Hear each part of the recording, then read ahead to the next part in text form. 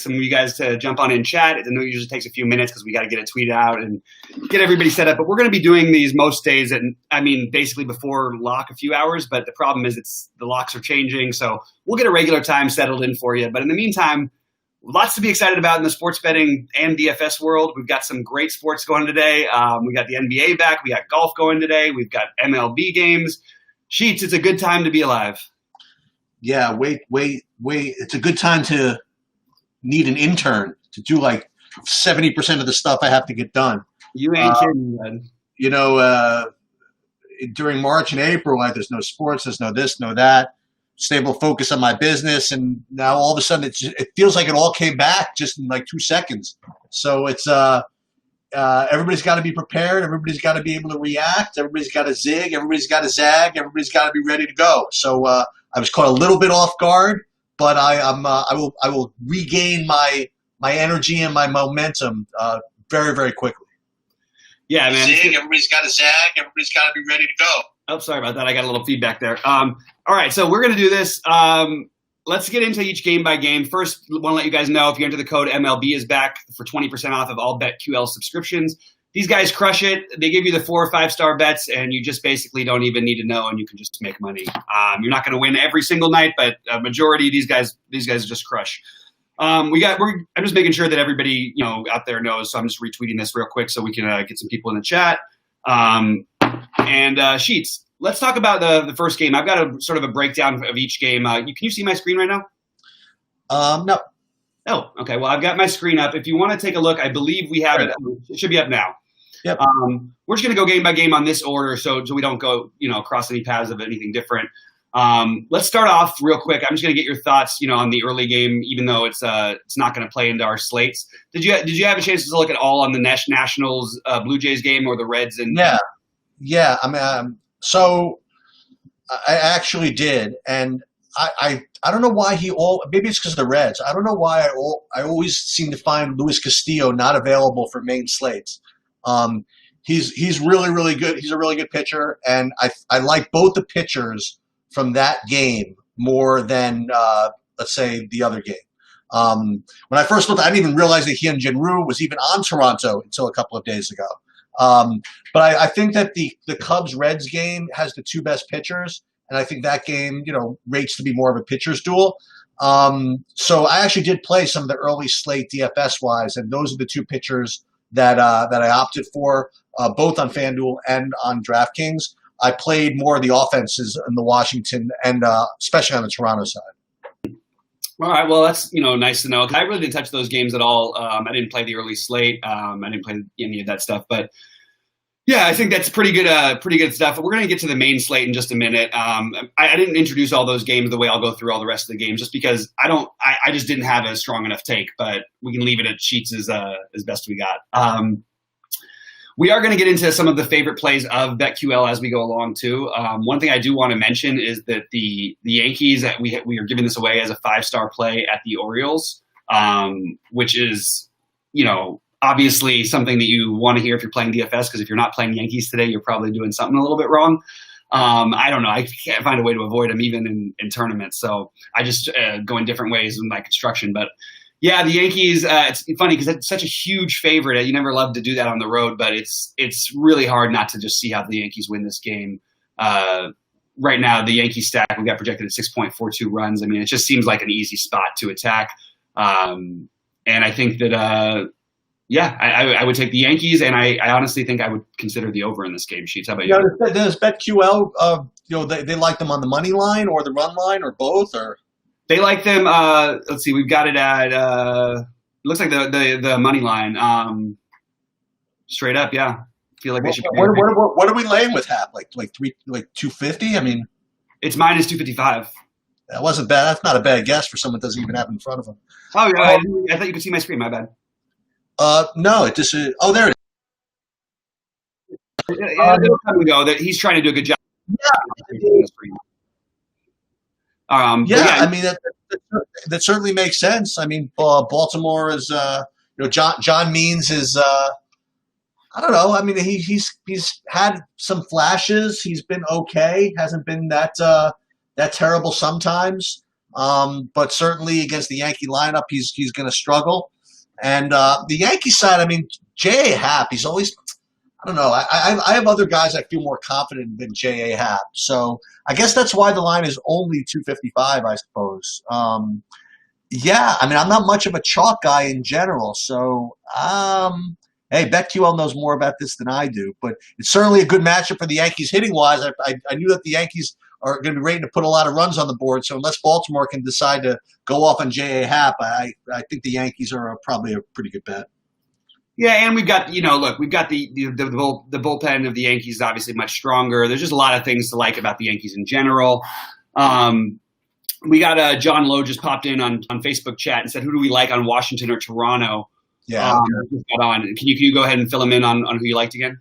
Yeah, I'm got to go back to the early slate over there. But the worst pitcher on that whole early slate was going to be Eric Fetty from Washington. So I was targeting the regular guys on Toronto, like Bo Bichette back in the lineup off the tilt. I had him in my lineup a couple of days ago when he was scratched. I didn't even realize it. So Bichette is my top play in there, hitting leadoff, and then BGO and Vlad Guerrero. I think these guys are just clearly the best plays on that entire early slate. And so you asked me who I like in that particular game, it's going to be those top guys from Toronto, Bichette, Biggio, and Guerrero. Yeah, that makes a lot of sense. That's where I would probably be going as well if I played the early slate. All right, you ready to move on to the next one? Yep. All right, we've got the Red Sox and Mets, and it's okay. Well, actually, you know what, Chiefs? Let's go back for 1 second because we didn't cover something about the DFS aspect of this. I mentioned I like the Yankees. I know that it's not a great baseball strategy to go overweight on really heavy owned teams, but I'm going to be overweight. We talked about this earlier on a different program. I'm going to be overweight on all the Yankees hitters today and try and come up with creative stacks and combo stacks that I like with them because I like 3 or 4 man stacks of the Yankees and like almost every lineup. It's really hard for me to avoid them. I'll have at least one Yankee in all my lineups. It's not that I think Means is so bad. It's just this offense has so much firepower, and you just look at the great hitting weather. I have a hard time not playing them all, but I'm prioritizing Stanton, Judge, basically all the guys you'd expect. I just think you can throw in Urshela. I've got him at 20% in my lineups tonight. Things like that. You know what I mean? Like just try and get creative with the way you stack. Aaron Hicks is going to be low owned because he's high priced on DK. Something like that. My favorite play from a DFS, it just came to me in the last 20 minutes. Actually, I was thinking about this. My favorite play in this game, considering the entire context of the slate, it's actually not even close, and it's going to be Gary Sanchez. Just because you're going to get Perez at such high ownership in the catcher's position for Kansas City, that I think it's natural to want to play Sanchez. I want to play someone from this game in general, and I think he'd probably be one of the lower owned of the 11 guys in play. I guess sure. In New York. So I think Sanchez, considering ownership and anything like that, probably is going to be my favorite. So I'm going the opposite. I've seen Sanchez hit too much lately. He's going to be I think he's going to be the most popular actually. He's going to be more popular than the position scarcity. Look at catcher. It's going to be all Sanchez and Perez. I'm pretty sure that's mostly what people are going to do, but I'm not 100% sure yet. And the lineup spot does matter a little bit today. He could be juggled around a little bit, but he looks terrible to me. But I still am going to have some of them. I just think he's not my priority. I like the other. If I had to pick one guy to have, it would probably be Stanton and then Judge, and they're right together. It's very close. But Hicks is your tournament play from here because he's going to be low owned. Too many good outfield spots in DFS tonight. All right, let's move on to another game that I think is interesting for DFS and potentially as an interesting bet too. I really like the Mets lineup tonight, but I don't think they should be this big a favorite against the Red Sox. That's just my personal opinion. We've got Perez I've worked for BetQL now for a little bit, but we just got started before the quarantine, so I don't know what the 4 fire mark is. I haven't seen that thing, but it looks like we've got Perez as one of the top plays here on DK, or they've got him as one of the top plays on DK. It must be on RotoQL. Interesting, not the route that I'm going. I will have Perez maybe in 1 or 2 lineups out of 100 and some hundreds, but I don't think that Perez is a guy I'm going to be playing in DFS too much. How about you?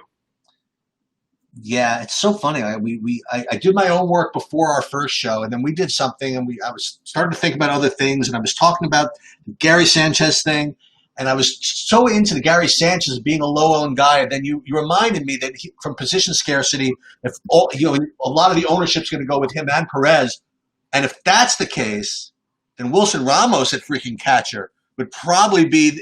So can't everybody be high owned, right? So I'm kind of into the Mets in this spot, and you kind of talked me into it a little bit more than I was. Martin Perez, I think, is look, for the value, is good, right? He's definitely good for the value, but from a DFS perspective, I really like Ramos here. I like Cespedes. I like Alonso. And yeah, I mean, if you want to pair your lineups with someone like Perez, that's fine. But I think that what we've been speaking about the last week is the Red Sox might kind of stink. I mean, I wouldn't say stink, but I think they could be seriously overrated for a while. Yeah, I agree, and I don't mind Matz as much in DFS as taking a shot on him, but I prefer. I mean, there's some really good hitting spots in this game, and actually the weather is going to be, it's so warm and humid out there in New York right now, as you know. I really like just attacking the bats. My favorite bats in the game overall. I like the Mets side a lot. And maybe you're just do 2 or 3 man stacks, and that's what I'm sort of using to combine with some of my Yankee stacks. I'm sort of going all New York. You play Pete Alonso at first base, which is what I did last night too. Did the same exact thing, 5.1K against the lefty, going to be under 10% owned probably. Wilson Ramos, we talked about, great, fills out the catcher spot. No one's going to have high ownership except for the other guys we mentioned. So I love him in that situation. JD Davis, Cespedes, with stacks or not. You could put Ken Conforto and McNeil into the stacks. They're going to be low owned. There's just a lot to like here to me from this Met side of this offense against Perez, who's just hit or miss. Usually does limit some damage, but I don't trust him, and I'm just siding with the Mets here. But I will throw Perez into 1 or 2 of my pitching lineups personally. And then from a scoring, I actually think this game. What I was going to say about betting this game is I would bet on the Red Sox to win if I had to bet and take. You're getting what the Red Sox are plus 130. That's where I would go if I was betting this game. I don't feel like they should be quite as big of an underdog as they are, even though I agree with the sentiment that they're overrated offense, all that stuff. So anyway, what do you think about sort of like stacking like this as a mini like combo stack combined with like a Yankee stack? Yeah, well, you know what you also got me into, in addition to the Mets, is this idea of finally being able to get JD Martinez at a little lower ownership than we've been getting him. So while the Red Sox are kind of overrated, JD Martinez is still freaking really, really good, and he's had a couple of bad games, which is going to maybe keep his ownership down a little bit. So, and you're not more into maybe because he's from Long Island. I have a natural aversion to people from where I'm from, so I'm not a big Steve Matz guy myself. So I could see JD Martinez having kind of a big game here. Yeah. I'm really into JD Martinez. I'm going to play him against the lefty when he's going to be low owned. There's tons of other great spots in the outfield. JD Martinez against the lefty is about as good a hitter as anybody in baseball in any situation. So let's take it. Good weather, good hitting weather. You look at JD and JD Martinez and Alonso. You play those guys with a nice Yankee stack that you get pretty right. You feel pretty good about your lineups. You know what I mean? You like your chances with those other 2 bats in there. Those are 2 guys you would love. And I just don't see people going to them today. So I really, really like that for DFS. I think you're going to have way too much ownership on the Royals situation. So these are the games I'm sort of targeting. You ready to move on to the next one? Yeah, let's do it. Stephen Harris just popped in with a thumbs up. I'm not sure what that was to, but I'm happy to hear it. All right, we're going to jump over to the Indians Twins. A really interesting game just in general, both from a DFS perspective and from a straight sports betting perspective.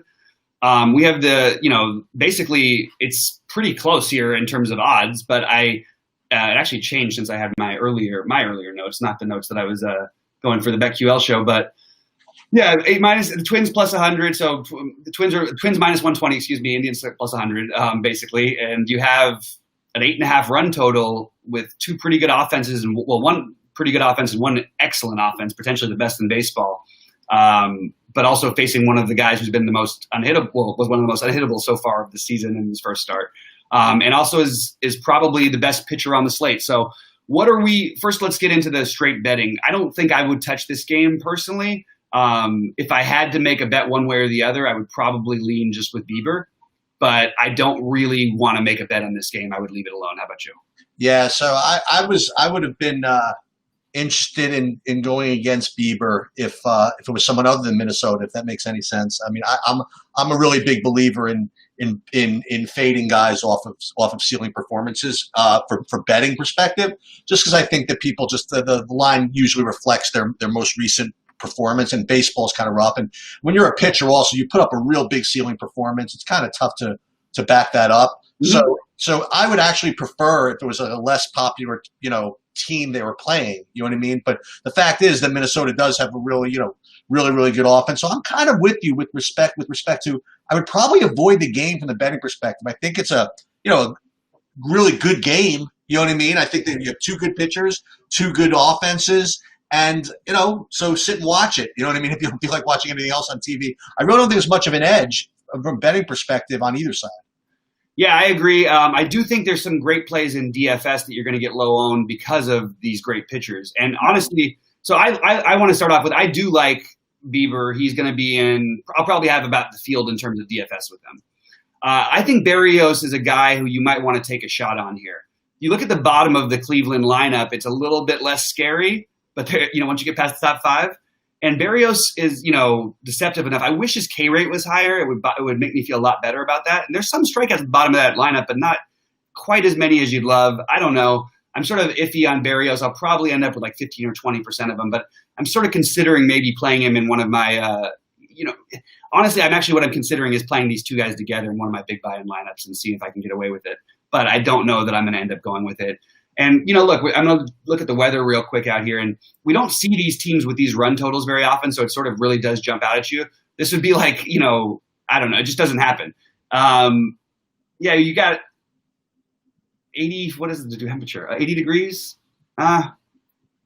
Decent hitting. I mean, anyway, I like the pitchers in this game a little more than the hitters, but I do think you're getting too good a value on some of these hitters. Like, we talk about one of my favorite guys in baseball, Jose Ramirez, one of my other favorites, Francisco Lindor. These guys are my staples of my lineups, and you usually have to get them at 25%. You're going to get them less than 10%. That's where I'm at. I don't know how we avoid not playing Lindor when he's going to be this low owned, and Jose Ramirez when he's going to be this low owned, and their prices are low. And Berrios, he can avoid some things. He's not going to be in there forever, and they still rate out on my projections to be the best plays that they're, for Lindor, in Lindor's case, as the best player at his position. You do make a good point, by the way, about in this particular version of the Cleveland lineup. It does thin out near the end. After the top five, it does. I'm not particularly afraid of Bradley Zimmer and Santana and Sandy Leone. Whatever. Right. But it's funny. I always find it difficult to play pitchers against these Cleveland guys, because to see 1, 2, 3, 4 just switch hitters just bang right in a row is so intimidating. You know what I mean? Then you got Franmil Reyes just waiting to hit fifth. It's tough, man. And Berrios I think he got hit pretty good by the White Sox in his first outing. It's again, I think it's going to be a very entertaining game. But I totally agree with what you said, by the way, is that if you get Lindor and Ramirez at low ownership, because, like I said, first of all, shortstop and third base, especially shortstop, you're going to get, Royals guys that people are going to try to find value, and they're going to play him. I forget who else, but there are a couple of other shortstops that are going to take a decent amount of ownership. And, if you can get Lindor at low ownership, and Ramirez, that's an interesting little two-man, no? I love it. And I especially like the Lindor part of it, because I think that shortstop is not as strong as third base today, but I do really, really like it. We got a question here from Jake Jones who said who we got, Yanks or O's. We're all over the Yanks. BetQL loves the Yanks. I wanted to give that away because I think you came in a little bit late.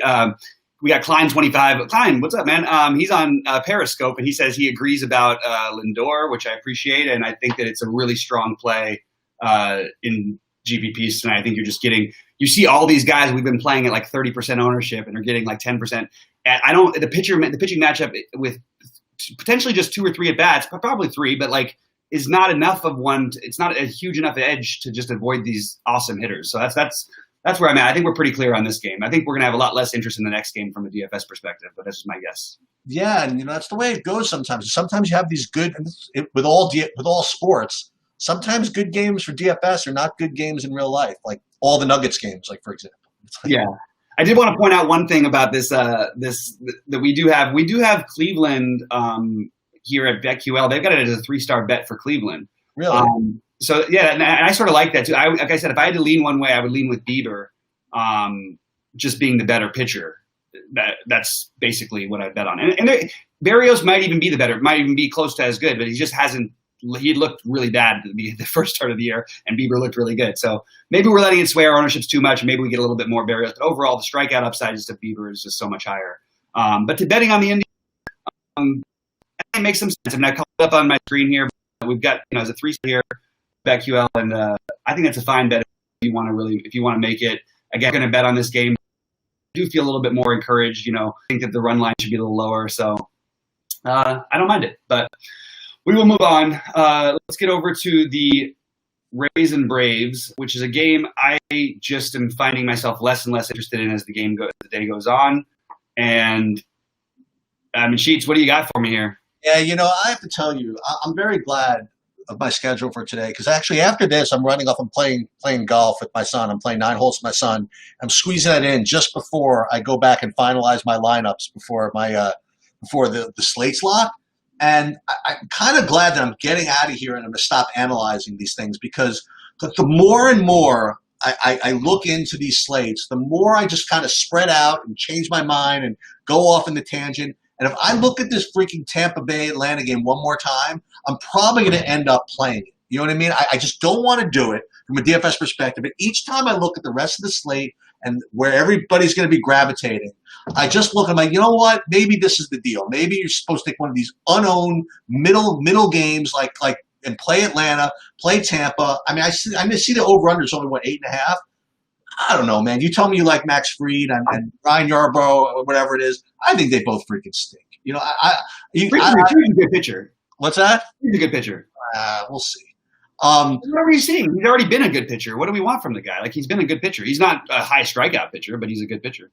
Yeah, well, I'm becoming tempted now. Again, the only thing that's keeping me off these Atlanta guys, for example, is just their price, just so brutal. Acuna at 5,800 and Albies, who I'd love to play someone like Albies, someone at second base, but 5,600, it's tough, man. And maybe Freddie Freeman, lefty, he's not so great at that. So maybe I will stay away from it. I wouldn't stack Atlanta in a million years. I would definitely get like 2 men or something, like 1 man or something like that. But I just don't see how to do it right, especially I just can't do it. I understand the good hitting conditions and all that stuff. Ryan Yarbrough, not interested for tournaments. Max Fried, mild interest, just because the run line is so low, and I could see him throwing 90 pitches. I don't know. I'm going to just say mostly for DFS, I'm avoiding this game. There's a few bats that just pop up in a couple of lineups, but nobody really worth mentioning that I want to focus on. I really appreciate, but Nicholas just said in Periscope chat. By the way, we have more people watching on Periscope than I think we do, and Facebook than we do on YouTube. So I don't know how that's all. That's cool. We haven't really experienced that I haven't experimented with that until recently with BetQL, but it's cool. He says he's been loving the content. Big hits coming. I really appreciate that, man. We've come real close lately. And just couldn't quite pull it together the other night and get that last out with Rendon. That would have been nice. Well, if you're not getting big hits with trying to beat 300,000 people in DFS, why don't you use BetQL's minus 350 Yankee chalk to get you back on the there you go, back on the winning ways. Yeah. Who needs to get there? The 1% owned pitchers when you could just take the Yankees and lay the 3 and a 3.50. Yeah. Abrasive just said, "What's up?" He's like, "Hey, what's up, man? Good to see you. Glad you're one of our guys on YouTube is in the chat." All right, man. Let's move on to the next one. That was pretty. That was fun. All right, Royals Tigers. Going to be a lot of people paying attention to this one today for DFS. I'm going to take a quick look at while I pull my ownerships up real quick. Why don't you tell me your sort of first thoughts about this game, because it's going to be popular. Yeah, so it's going to be popular because they're just not even pricing Kansas City guys like major league players. It's kind of ridiculous when you think about it. I mean, look, I know these guys aren't winning the World Series, but Jorge Soler, just for example, I mean, he's good. I mean, he can he can hit the hell out of the ball. And he's 3,600 in the outfield. Mondesi, I mean, look, he's 7th tonight, so it's not like he's hitting leadoff or whatever. But he's only 3,300. Whit Merrifield's 4,100. And then if you want to save money, you can use Ryan O'Hearn. But Ryan O'Hearn stinks, okay? But he's hitting 4th, and he's 2K. I mean, it's kind of ridiculous, So that's why these guys are popular. Actually, the reason why they're popular is because you save the money by using these guys so that you can go play the Yankees and other guys that we talked about. But one thing that you mentioned in our previous show is Ivan Nova can be sneaky. He can get some outs. It's not as if he's just a total garbage can. You know what I mean? Like he can give you 5 innings or 5 1/3 or something like that. And next thing you know, you got 20% owned guys that have gotten 1 run total, and you're not happy about it. Yeah, man, I don't know. The total seems to look crazy, especially for how suspect this lineup is in a lot of ways. But they also have these; they're just so cheap. I will be using them to plug in a little bit, but here's my sort of strategy with them. So let's say you think Mondesi's going to be 30% owned. I'll probably have 15. Yeah, but he won't from the 7 hole. That's the thing. Okay, let's say you think he's going to be 20% owned. I'll have 10. Yeah. Okay. Salvador Perez, he's going to be 35, 45% owned, in the higher buy-ins probably. Yeah. I'll probably have him 15 or 20%. Whit Merrifield, I'll be above the field on because he'll be lower owned of the bunch. And I like him better, actually. Solera, I'll be below the field because it's going to be too high, and I just will take that one automatic 1v1 swap and play Justin Upton at 3,600. Ooh, okay. 5% ownership, and the better splits match up against a guy who would probably give it more power. Like, it's just nothing about it makes any sense why we would just play an incredibly chalky outfielder on this slate that wasn't a part of a stack that you love, in my opinion. That's what I would say. Ryan O'Hearn, I'll have probably, if he's 20%, I'll have 10. Maybe less. I'll play a little Frenchie Cordero because no one's going to play that guy probably. I don't know I haven't seen the lineup yet, but that's sort of my thinking for the Royals. Just go underweight on the ones who will be popular and go overweight on the ones who won't be, and go significantly underweight because I don't want to stack that team and just use them where you need pieces. Maybe a mini stack, and they're going to end up as a stack in some of my lineups almost by accident when I try and do something weird with a different stack that I'm going to do. But it's not like a priority for me to stack them. In fact, it's a priority to try to avoid getting a full 5. I don't want to have any full 5-man stacks by the time the day's over. That makes sense. And then on the other side, I mean, I kind of like the pitcher Singer a little bit. If you're going to play them, but I don't love him enough to really talk about him anymore. I sort of have dwindled on some of my love for him. But I think he's got enough upside on this slate to be in like 10 to 20% of your lineups, which is probably where the field will have him. Yeah, I really do. I think that Detroit isn't very good. Singer looked really good the first time out. That's basically all the information you need on these kind of slates to get an SP2, right? Yeah, I'm kind of interested in the other side, just the way the lineups came out, just because they're hitting 4 or 5 back-to-back. I wouldn't mind C.J. Cron, Kristen Stewart back-to-back, maybe a little 2-man there. Yeah, I don't want to go crazy on this game, but Pope would be a guy I really like actually as a one-off, or Crone. Why not get Crone at 1/3 the ownership of Ryan O'Hearn at 33? I know there's a price difference, but you can get there. There's plenty of guys out there you can find other places, and then you'll get low ownership on Franco because he's the one because third base is so loaded. So think about stuff like that. Just make sure you get those low-owned guys in there. All right, let's move on to one of the favorite games of the day of. Just sort of like an interested to see what happens situation is the Dodgers and Diamondbacks. We have the Dodgers minus 160 against Robbie Ray, one of the best strikeout pitchers in baseball. Also gives up a lot of bombs and walks a lot of people. So he's got a lot of experience with this Dodger team. I've talked about it on other shows. He's been incredibly hit or miss, but mostly the thing that stands out is about a 40+%. I think it's a 44% K rate, I think, against the Dodgers, 42% maybe. And over 200 plate appearances over the last few years because they've played quite a few times. I'm willing to take a shot on Robbie Ray as a Dodger fan even, and I'm also willing to stack the Dodgers like crazy. I will not touch this game from a betting standpoint because I could see it going each of these routes. I don't think Robbie Ray is ever shutting down the Dodgers entirely, and if he does, it's going to be only for 6 innings or 5 innings. But I also could see them shelling him, and this is a tough team for a pitcher that can get wild. So if you look at Ray's history against the Dodgers, he strikes him out a lot, he walks him a lot, and he doesn't give up a whole bunch of power to them, but I expect that might change. And also we've got Mookie now, so it's a little better lineup. Anyway, Robbie Ray, like I said, 20% of him ownership, probably 20% Dodger stacks for me tonight. What about that? Yeah, same thing that I mentioned in the earlier show is that Robbie Ray is your quintessential GPP play. He's very, he can throw a bunch of strikeouts. He also can get, throw 30 pitches in the first inning and walk 5 guys. You know what I mean? So if you're playing cash, like I wouldn't play him in cash games or anything like that. But in a GPP, when you really want that upside, I certainly would take a shot at him. And I'm torn between whether I want to try to stack the Dodgers. On the one hand, it's scary. Think about it this way.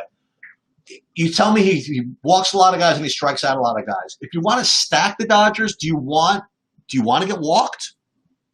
No, the point is that it keeps the lineup turning over, and then it puts runners on base for other guys. And you have some really cheap bats that actually walking and scoring runs, or even with power upside, and guys like Enrique Hernandez or AJ Pollock are so cheap and going to be unowned, depending on where they're batting in the lineup.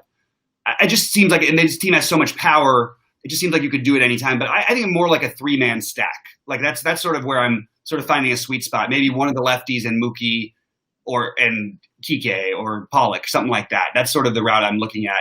I think Pollock is really interesting. Going back into Arizona, you don't need narratives for hitters in baseball. It doesn't really work. But I do think that it's an interesting spot. And Chris Taylor has got a pretty good history against Robbie Ray also. If he's batting 5th today, definitely a guy you could look at playing. Tough to play these outfield spots, though. I mean, it is hard. If I'm going to play outfielders from anywhere, it's hard to just want to plug in guys who aren't really powerful guys at 3,400. I want some pop. I want to play the Cespedes at 3,800 or Upton at 3,600 or Soler at 3,600 or jump up to Mookie at 5,600 or jump up to Bellinger at 53. I would rather prioritize that way, but I also do think Kike has enough power to where you could justify playing him at second base or the outfield. So when Pollock comes back, do you think he's going to really get a really loud, fan reception? Oh yeah, that's right. Oh man, you the dad joke sometimes. All right, we're going to see a couple notes from Periscope. By the way, I do appreciate anybody who is on YouTube. I know we have most people watching elsewhere, but if you are on YouTube, please like and subscribe to the channel. We're doing these videos for free every day. We'll talk about what you want. Ask any questions anytime you want. You can interrupt us. We'll take a break and go back and forth. There's a lot to get through. Still got to go through NBA, and we got to get Sheets out of here in the next few minutes. Or next little bit. So we'll get to all that. But I just wanted to say that real quick. We also got a thing from Nicholas Wonder over here saying we need to get a logo. Yeah, it's a good point. We should get a logo up. But I also he said he's tired of seeing Run Pure logo everywhere. The Run Pure Sports logo, I don't even like it. It's weird. Like I would never have made something so dark if I was making something like that personally. But they've got a good group of guys, and then also they've got some guys who I don't like very much. But anyway, so that's a whole different story, a different show. Klein says he's playing AJ Pollock and Will Smith. I like it. I mean, I think you can play Will Smith as a lower owned catching option too. That's a really good way to go. But he's batting 9th. It's a little different, but it's certainly not the worst way of going in the world. You're not going to get any ownership on him today, no matter what. He does have the power. If he was batting 4th or 5th, for some reason he would be obviously like 20 or not 20. He'd be high owned as a catcher. That's my point. All right, let's move on to the other LA team. I guess we can't call them LA. Let's call them the Orange County team. All right, I like so we got the Angels and Seattle. The spread, we got it as a 5-star bet for the Angels, -200. Gonzalez versus Bundy. So here's what I'm going to say about that. I love that BetQL has that. Go ahead and make that bet. I like the Angels tonight. I like a lot of their bats, all this stuff. I just want to point out Ted Bundy. Got the wrong Bundy there. Dylan Bundy is a very streaky pitcher. He can strike out 16 guys. He can give up 10 runs, and he gave up 5 home runs in a row to start a game once, I believe. So I think he might be the only guy to ever do that. So you can go different ways with this, and I could see why this may not be as easy of a bet in baseball as you get, but it does feel like it all comes up Angels for the most part. But Bundy makes sense in DFS. We like to use him. High K upside, probably going to limit the damage. Low total, big favorite. Sheets, is there any reason not to go bet the Angels in this game and also to stack them and not to play Bundy? So here's the difference. So we talk about from a betting perspective. So the Yankees were like a minus two. What was they? 230, 250. So they were at 250, and the Angels were at 200. And the reason why, for those of you who are interested, the reason why the Angels is not as much of a slam dunk as like the Yankees are, in my opinion, is on the one hand, yeah, Bundy's got, look, neither Happ nor Bundy is 100% secure, but the Yankees have that lockdown bullpen. You know what I mean? That if Happ is kind of struggling a little bit, you know what I mean? Then it's going to be an issue. That they could just bring the bullpen in or whatever. Where the Orioles, the Angels don't have that. Here's the other thing I wanted to mention. I didn't mention it in the last show, and this could either help or hurt. I guess it'll help Bundy as a DFS play, maybe not help the Angels as a regular play. Didn't the Angels? They had to go into their bullpen last night pretty heavy, didn't they? It doesn't matter anymore. No. Yeah, it doesn't mean anything. Oh, I was going to say that if that were the case, that they would let Bundy kind of roll a little bit more. No, they'll just do that if he's rolling. That's as simple as that, I think. Okay. I don't think there's anything to speculate on with bullpens this early in the season like that. Okay, but from a DFS perspective, I think you hit it right on the head. He's facing it's just an awful Seattle team, and Bundy is very, I would say hit or miss, but he's a lot of upside. But as I mentioned in the last show, it was one thing 4 days ago when we were able to play him as a low-owned SP2, right, alongside of Verlander, whoever else. I forgot who I played him with, whatever it is. But it's one thing when you just need him to maybe have a good upside game, but when you need him, like if he's like your SP1, for example, which you could make the case that if you want to play him and Lamet, which we'll talk about later, you're going to need Bundy. It's one thing to be kind of happy if he does something, but when you need him to kind of hold your lineup together, especially at high double-digit ownership now, it's just a little bit different. So from a DFS perspective, yes, he's definitely one of my top pitchers, but he's certainly no lock, and I'm certainly not allowed to complain if he goes off and walks a bunch of people and just doesn't have a good game. Yeah, I feel more conviction in him in this kind of a matchup, but I agree completely. Like it could totally go the other way, which is why I would encourage, if you're out there, to try and get if you're playing a lot of lineups, get 5 to 10% of Kyle Seager, of Evan White, of Kyle Lewis, of J.P. Crawford, of Shed Long. Just to you don't need to put them all in the same line, just separately. Somebody will connect with one almost every time he goes to the mound. So I once won a tournament where I accidentally played him with Trout on my same team, and Trout had hit a couple things off of him. He struck out 17, and that was pretty much it. That was a really, really weird situation. But anyway, I like the Angels, but I don't like them as a stack as much. You've got a great pitchers umpire, by the way, which I didn't mention before when I mentioned the pitchers. But I like, Upton would be my favorite Angel. Low ownership, cheap price, lots of power against lefties. Let's go. Mike Trout's going to be pretty popular, but I like him as well. Obviously, he's this crazy price. Anthony Rendon, not going to be popular, under 10%, and he's 5,400, which is pretty expensive, but I don't mind taking a shot at him. I'll probably double the ownership, around 15% on Rendon, and I'll probably be 25 to 30%, maybe even higher on Justin Upton. I'm starting to make that one of my potential priority plays. I got to tell you, if Andrew Heaney is actually good, you know what I mean? If Andrew Heaney is actually good and Dylan Bundy actually becomes good with that lineup, the Angels are tough, man. They could. I don't know what they were to win the World Series, but they could be going places. I mean, Rendon is a tremendous fit in there. Yeah, it's just that lineup is getting better by the day. So, I don't know. We'll see what happens. It's really just, and then you could throw in a Stassi as cheap catching option who no one's going to play compared to the other guys. But he had a home run last night also. Keep that in mind. Oh, we got Angry Hairline saying hello. What's up, man? He's in chat. He said he had Seattle, New York, and then changed it last minute last night to LA and San Francisco. He's dumb. Had to have New York. Anyway, I'm back on New York again today. I think Means is actually not even that horrible of a pitcher, but I just think I'm going to have at least one Yankee in every lineup, and most are going to have more than that. But the Angel side, we talked about how much better this offense is. The weather is better hitting than we're used to at Angel Stadium. We don't have that cool temperature anymore, so you can look for that too for some potential upside for some of these hitters. And I don't mind anybody on this, anybody in the top 5, and then Stassi, but I wouldn't touch anybody else. Ready to get to the final baseball when we can talk a little basketball? Sure. All right, we've got basically Lamet. We've got as a projected on RotoQL as one of the plays of the day against the Giants. I am with it. There's a couple different ways to look at things. So we talked about this on a different show, and I want to point it out, give Cardi all the credit because he's the first person to point it out that I had heard of anyway, is the way that they opened up the stadium and also with the lack of fans blocking the passageway, the ball has been jumping out of there. Now, it's 59 degrees today, so I'm not going to get heavy on the offenses. But just as we go forward, we probably should just keep an eye on that, especially when it's a warmer game or a day game, because that might be a spot where people just cross it off and we want to attack. From the same thing as a sports betting perspective, I think we can start treating the totals like they're a little bit too low in these games. And I think that it may be a little bit too early, but wouldn't be a spot where I hate it. So I don't mind going. It's an over-under of 8. I would probably bet the over in this game. I do like Lamet. I also don't mind Gausman. It's an interesting spot for DFS, but I think betting the over on this game is not a bad idea, even though I like both pitchers. I know that sounds weird, but we do have the lowest run total on the slate, I believe. Yeah. And it just makes a lot of sense. You've got good K stuff in Lamet. We didn't know how long he'd go, but he threw a lot of pitches in his first outing.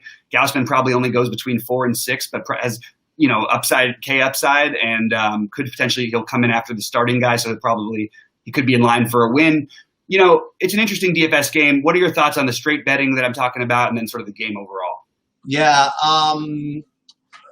the over is an interesting take, and we can talk about this for an hour about how you overlay your DFS opinions with your sports betting opinions, and you have two pitchers who have various degrees of interest in, and yet on the other hand, you're thinking of playing or not recommending or whatever, that the over might have some value in it also. And those things are not exactly mutually exclusive. In other words, you could be right in that both those pitchers have good DFS upside, meaning they get a lot of strikeouts or whatever it is, and yet still the park could be of a type where there's more risk for runs coming in. So both of those things could actually be true. Yeah. Now I will say that Lamet guys like that just always just seem like sucker bets to me. They seem like it when it's either Josh James or Lamet last year, or I don't know, some other guy like this. These guys that they came off their surgeries and now they're back ready to go. But he has one run over the track 4 or 5 days ago. They let him pitch. And he does have the kind of a cake matchup. You know what I mean? So I feel comfortable with him. And Gausman, I wasn't even aware. I mean, until you reminded me in the show that I was reminding me of Bundy a little bit in a certain way. And you said, dude, that was my big freaking pairing that won me all the money. Gausman and Bundy together, right? So maybe we could have a redux of that. Yeah. That's what I'm definitely doing it in one lineup. I don't know which one yet. I'm going to show a quick, this is my first build on FanDuel. I don't love J-Happ, especially on DraftKings, but I don't mind him on FanDuel. Good line to get the win, not afraid of Baltimore's offense. So I'm going to use him somewhere. I'm not sure I'll use him in a big buy-in, and I still have more tournaments to load up.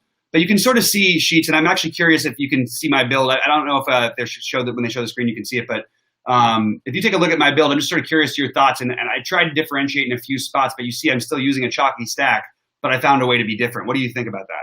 Can't really see it all too well. Sorry about that. Well, okay, so it's basically a J-Happ, but I mean, I can change the pictures. But Alonso, I've got LeMahieu, Urshela, Torres, and Judge, assuming that Urshela is batting somewhere between 7 and 9. Assuming even 9, I would still go that way. So I have the 9, 1, 2, 3 Yankee stack, and then I've got JD Martinez, Cespedes, Pete Alonso, and Hunter Renfroe. So Mets, and then I've got 2 one-offs. Well, first of all, I like it because, I mean, Happ is going to be not that highly owned. And we talked about this a couple of days ago, that there is some degree of correlation between taking hitters from the team and taking a pitcher that you kind of want to let run in another inning or two. You know what I mean? So it does kind of correlate well that, okay, the Yankees jump out on this dude. You know what I mean? Then they can let Happ get some work and, finish 6 innings or something like that. So, I like it a lot, actually. Yeah, thanks. I know. Okay, that was just the first thing I came up with, but we're gonna, you guys can just sort of get an idea of like what I'm going up to. If you have any DFS questions about lineups, how percentage owned, all that stuff, we can talk about that. we're going to jump over to basketball and finish this thing out because we got to wrap things up a little bit.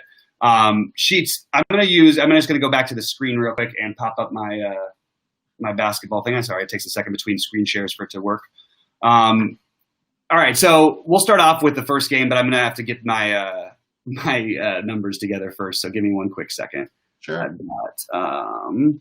While we're going, why don't you just first, like from a DFS sort of, can you sum up a little bit of this slate? I know you're not going to play much, but if you were, any sort of wild take? So again, if you were going to play the slate, okay, now this is pure DFS. There's 2 games, millions and millions of entries. Of course, you don't have to play the tournament that has the millions of entries, okay? But I mean, of course you do. You know what I mean? Like, play, even though they say $1 million a first, no one's winning $1 million. But why not try? If you wanted to try to do it, there's 2 ways you could do it. Number 1 is to leave a lot of money on the table, okay? Because you want to get some kind of, some differentiation, some kind of uniqueness. That is one way to do it. The other way is to take bench players that and come up with some narrative that makes sense. That if one thing happens, then a lot of things will happen, and maybe you get some action. Like, for example, like something stupid like fading both LeBron and AD or something like that, and Kawhi, like fading them all, just on the whole idea. Well, maybe they just let the other guys play, or maybe nobody takes the game seriously, maybe nobody goes full out, just something like that. My one theme that I had kind of going through, and again, 2 themes. Number 1 is the anti-coronavirus plays. To fade Mitchell and to fade Gobert specifically. Maybe the coaches don't want to run them out full minutes, okay, first time back. Maybe they're just not that healthy. Maybe it's more debilitating than you think. Maybe they just don't even want to look bad, running those guys out 34 minutes if they don't have to in kind of not a meaningless game, but in not the most important game in the world. So maybe there's that. And the other theme that I had was playing 3-point shooters, with the idea being, and this is just really speculative coach speak, that I heard that they're not really just running their defensive drills as heavy as they used to leading up to the bubble. So maybe the closeouts won't be quite as strong. So you give these 3-point shooters an extra like 1/8 of a second to shoot. Maybe that makes a difference. So guys like Danny Green, Landry Shamet, who did I say from the New Orleans game? JJ Redick. Guys like that. So that's the one bit of advice I would give. It's not your typical DFS slate. So if you wanted to play this slate, those are the types of things I would do. Yeah. Okay. So I'm going to get into that like real quick. First, I want to talk about the betting angle of this. We've got it as a 1-star game in favor of the Jazz. I absolutely in a million years would never bet the Jazz in this spot. I would bet. I have a strong take, and I could be wrong. I would take the Pelicans -2, and I would feel good about it. This is a strong, strong, strong bet to me. The Jazz are really not playing for anything except for getting themselves together. They had 2 players who are probably going to be limited. I mean, well, they're not going to be limited, but I don't think that you're going to take your superstars and try and run them out there like crazy anyway. They're not playing for anything. So guys were going to be owned like Gobert. And you mentioned Mitchell, who now I'm going to come off of a little bit, by the way, which I already decided to do after our last show because I sort of thought about it more. And I realized not just the coronavirus part of trying to take an angle when you're trying to beat all these people, but really just thinking, like, what are they needing him for? Like, they also have other point guards. They have other guys they can use off the bench. Jordan Clarkson, you can see on RotoQL rates as one of the best, if not maybe the best point per dollar play on the slate. I think he will everywhere. Jordan Clarkson is a great play, but he's obvious. So you got to try and get creative with this stuff, right? Yeah. And the way to get creative from a DFS perspective, obviously the straight sports bet, I'm telling you, if you want to at me later, I'm just going to bet you right now the Jazz are winning this basketball. I'm sorry, the Pelicans are winning this basketball game. Okay. I'm going out there and saying, you know me, Sheets. I'm not a guy who will. I like to be, this could happen, that could happen, sort of lay out scenarios. If I say it, I really believe it. That's what I believe. Lonzo and Zion, two of your favorites, right? You're not going to fade them, right? Yeah, I mean, not only that, but it's. I think that you have the best place separately from. This is all DFS talk, but I think you have the best team ownership and the best team that I want to stack the most. The team that has something to play for, and I like all of them. So let's skip Kawhi. Let's skip LeBron. We'll have them in a couple lineups, but let's play these guys in all these middling. You play the Ingram, Holiday. You can play these guys together or not. Or I like Lonzo and Zion the most on that side. But I think this is what you wanted, the game you want to be heavy on. I think you want to be extremely heavy on the Pelican side of it. And I don't think I'm not going to bet a lot of money on in an unknown situation on guys who are, I just can't see why I would possibly bet on these other teams to show up and play their heart out for 38 minutes tonight. I can't see it for LeBron, for any of these guys. So I'm focusing on all my ownership onto mostly these Pelicans, or all my spend ups are mostly here along with a guy like Paul George and Anthony Davis. That's basically my story. I'll give you one other way you can play the slate. This is not the way you're going to play tomorrow, not the way you're going to play any other NBA slate, okay? What you can do, okay, is you run an optimizer, right, whether it be whatever site it is, and whichever players turn out to be the highest owned guys, literally just X them out of your player pool, okay? Just like whichever one that shows up the most optimizers, just X them out of your player pool. And what you'll end up with is, like we talked about, like if you look at the New Orleans side, if you look at any of the sites, they'll all go as bad values, okay? And we talked about this in the last show. But just because, as you were saying, that's a step on your toes here, but just because they're bad values on a points per dollar basis, if you're going to leave money on the table, nobody gives a crap. You know what I mean? So you can, and a lot of people are going to do it's 150 lineups, 150 lineups for $1 million. They're going to put in things and go, okay, optimize, just go, give me stuff. And what everybody will end up with are these good point per dollar plays. But on this slate, you just don't want to do anything that's going to force you to be tied with 300 people, regardless of how good your lineup looks. Yeah, and you need to get the money. You absolutely need to leave money on the table. I really believe that. So much that I actually thought maybe it was I almost started counteracting that with maybe you have to do the opposite and spend every dollar. It's just that's no good. You don't want to be overthinking that. If you really want to be contrarian, you'll spend 300 more than the salary cap. There you go. That's a real good one. The ineligible lineup wins 20% of your lineups. The ineligible lineup for the win over the salary cap and see what you cash for. All right, well, let's real quickly get to the last game of the day. We've got the Clippers and Lakers. I'm really excited to watch this. I don't see anybody putting their best foot. I don't think it's seen as a must-win for anybody. I think the Clippers might have more of a reason to try and win it. I would definitely bet the Clippers. I don't know why the Lakers are 5-point favorites. To me, it feels like it should be about a 2.5-point spread. I don't think the Lakers are better than the Clippers. I don't think the Lakers are deeper than the Clippers. I would bet on the Clippers straight up on this game, and I might just go ahead and do that right off the bat. Yeah, I think that you could play anybody as a 5-point underdog in this today. I just do. Why are they underdogs?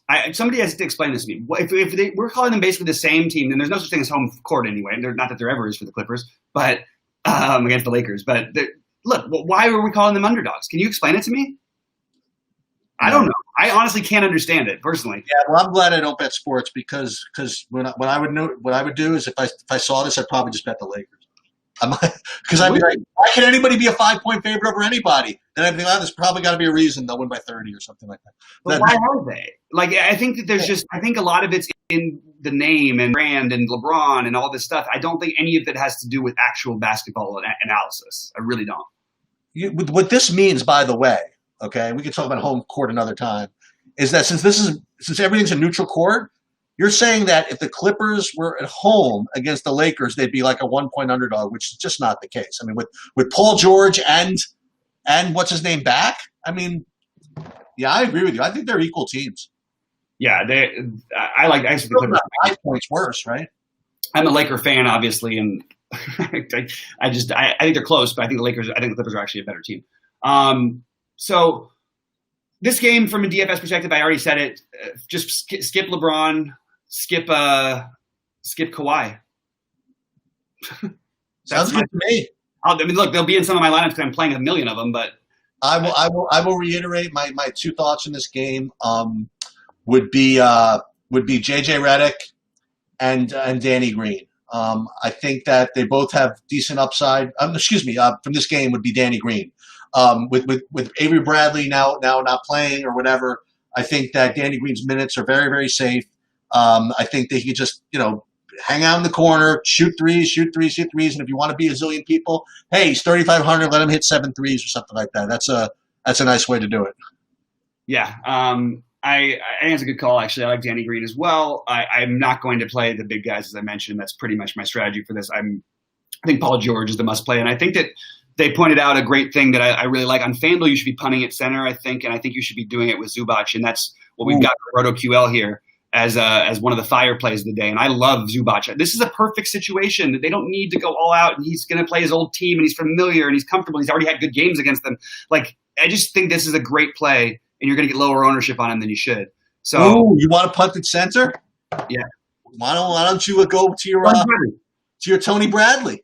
Tony Bradley, I'm saving him for DraftKings mostly, but I am playing me some Tony Bradley and my speculative anti-Gobert. What if he can't run up and down quite as much and also doesn't play as well in fast-paced games? And the game, I don't know. I have a lot of reasons why I want to fade him, and also he's going to be 1,000,000% owned. So it's going to be fun, man. It's going to be good times. Anything else before we get out of here as we leave just right about at 1 o'clock? Guys, get any last quick QQs in? Even if Sheets is gone, I can answer a couple over the next 5 minutes. But make sure you get them in quick.